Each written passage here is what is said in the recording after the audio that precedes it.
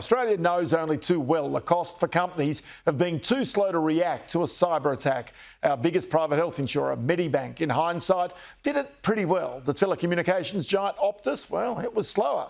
And it cost it reputation and ultimately its chief executive. But in this day and age, and especially with hackers being highly motivated by money or indeed by foreign government sponsors, it's important to recognise that the threat is constant, which means on one hand, ongoing vigilance and defence. On the other hand, it means having a system that can recover quickly in the event of a hack. One person pushing this approach is Sanjay Mirchandani, Chief Executive of the US-based Commvault, which enables faster response.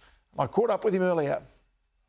We pivoted as a company late last year into cyber resilience. We've been a data protection company for over 2 decades. And what we do at the heart of it is protect our customers' data in difficult situations and circumstances. Today's happens to be cyber.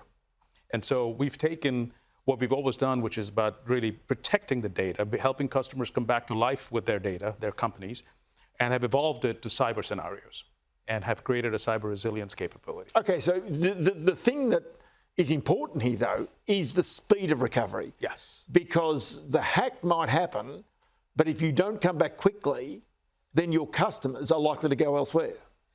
Quickly and predictably. Yeah. So that becomes key. So you have to be able to test and know for certain, how long it takes you to bring back your mission critical applications. And you have to have done it before, rehearsed it, practiced it. You don't run a marathon without really taking it apart and practicing it. So if it happens to your company, you should have rehearsed this, not as a tabletop exercise, but in practical ways.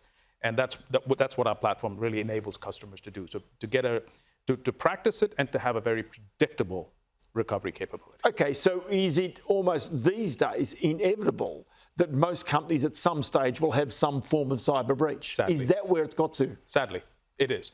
It's, as much as we have spent, as companies have spent a lot of time, effort, focus on defending the perimeter over the years, the fact is, it's like your home. You could have 5 locks on it, but if somebody really wants to get in, they'll find a way. So, okay, is that because the hackers, be they motivated by the ransoms or indeed the state-sponsored hackers, that they are as well, if not better resourced than the companies trying to defend themselves? Fair assumption. Fair assumption. Because the tools that we have to defend with, to recover with, the bad actors have to attack with, whether it's artificial intelligence or zero-day exploits or large compute capabilities. It's democratized. They have access. Does the artificial intelligence, and I know you've got a product, does that actually help in any way? It does, because from a management point of view, really using AI to manage your landscape, your fleet of technology that you're protecting, or what I think is really the most important thing, predictable recovery. When a hack happens, you don't know when it happened. You don't know all the details. You're running around doing forensics.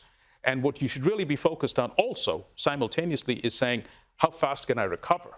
And in other words, backup and making certain taking the backup and recovering from it. So yes. It's the recovery. And AI is wonderful as a tool to enable to say, well, based on what we know and what we've learned on the system internally, go to November 24th and start recovering there, or whatever the date might be. Yeah. And so AI can be used we're using AI like that in the platform to really enable customers to come back to life. Okay, so I said at the beginning that this is an industry that had not really been around 5 years ago until we had all of these incredible cyber hacks around the world.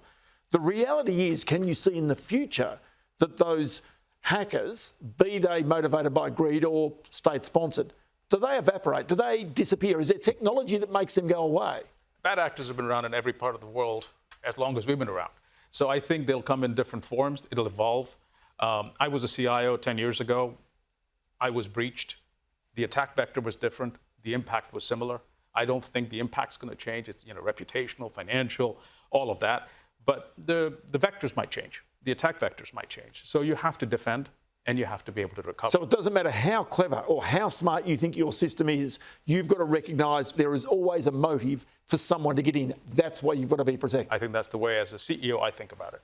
So, Sanjay, good to have you on the program, and many thanks for your time today. Thank you. Well done.